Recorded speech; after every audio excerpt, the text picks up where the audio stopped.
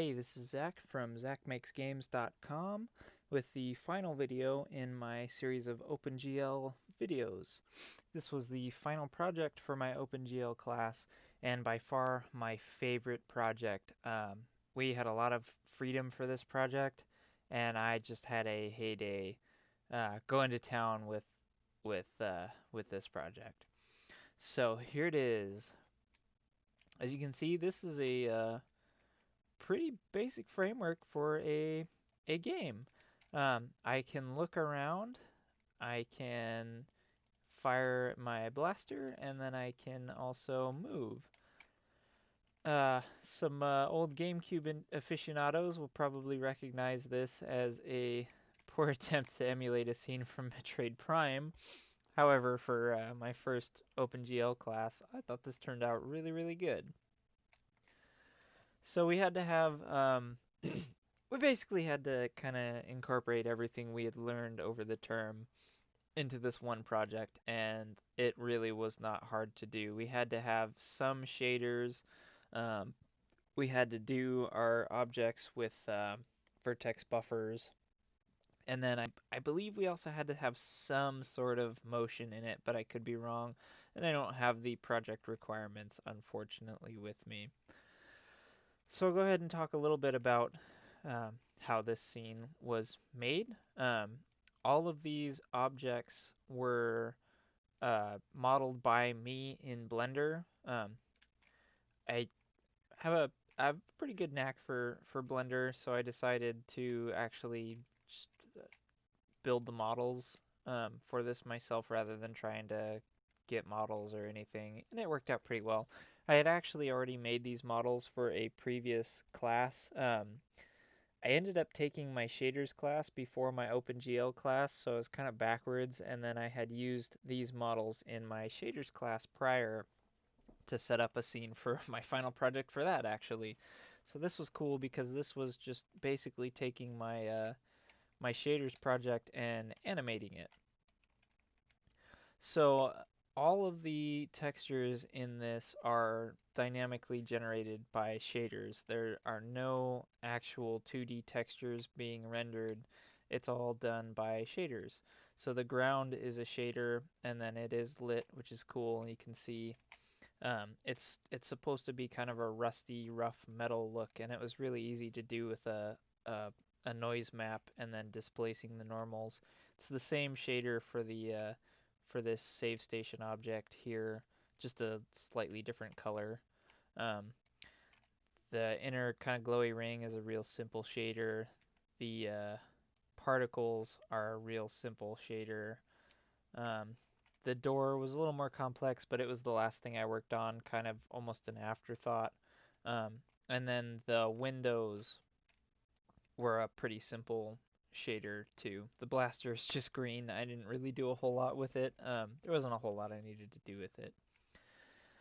So this project was really fun because it really tied everything together, and I had to get a little creative to make it work the way it does. Um, so I used the object loader code that I had created in the previous project I demoed. However, I tweaked it so that it worked a lot better. I ended up creating a custom class called Mesh that would handle loading OBJ files as well as rendering and displaying them through vertex buffers. And that worked really well to make the objects show up. The cool thing that I could do is that this half of the scene and this half of the scene are mirror images of each other. So all I had to do was load these meshes once, draw them once, rotate them, and draw them again. And then I got the whole scene in a nice little box that encapsulated the whole scene. So that was pretty easy. I had to do some custom camera control. To be able to get the camera to work this way, I needed to keep track of its state because I needed to also move the rest of the objects with it. So creating a camera controller was pretty easy, just kept track of the state. And then I could do some simple things like get its current position so I could update it independently as well as then take the state of it to actually draw the scene. So for instance, when I hit W, S, and A, and D, I move around. When I use the when I hold down the right mouse button and look around, or move the mouse, I look around. I needed to store that data independently of my update and draw calls. So creating a camera controller really helped with that. So all I had to do was update the camera controller, and then when I went to draw the scene, I could get the camera's position to actually update the scene. So that was pretty cool. I was pretty happy with that. I also created a custom class to handle the particles. It was really simple. It's actually, this is it up on the screen right here. It had a few functions: draw, update, reset, set times, and dead. And this should really be is dead, but I was in a hurry. So it's simple. They all have a initial position. They all have a mesh. So the mesh is the actual mesh that it was drawing. These were actually little OBJ files. I really didn't need to go through that for them, but I thought it'd be fun because then I could have particles that were wild and crazy objects if I wanted to later on. And then the position is the current position. The current transformation was the actual transformation matrice, or matrix, sorry. They had a velocity, a birth time, a death time, and a current time. This GLSL program is how we actually loaded the shaders, and then is dead and is valid, just some simple little checks. So it was just basic physics. They all moved the same direction, but the velocity is what set which direction they were going. So it was really easy. All I had to do is set their velocity and their current position, and then every time update was called, it would just update their position based on really basic physics. So that worked out really cool. I believe, in fact, the blaster bolts used the particle class too, so I actually killed two birds with one stone on that one, and that was really cool. I was really happy with how this came out. I got a really good grade on it. I didn't get to see any of the other students' projects, unfortunately, because I would have loved to see some of the other creative projects. But I was really proud of this project for having only taken 3 months of OpenGL. This this really, to me, showed that I picked up a lot of knowledge, and I was really happy with it. So this was the last of my OpenGL projects.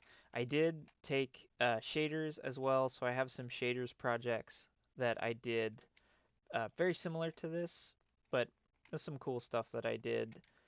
But my next class was Vulkan, and Vulkan was a lot of fun too, so I'll be doing some videos on my Vulkan projects. Oh yeah, and the last thing I did on this project was this is the only project that I can make full screen.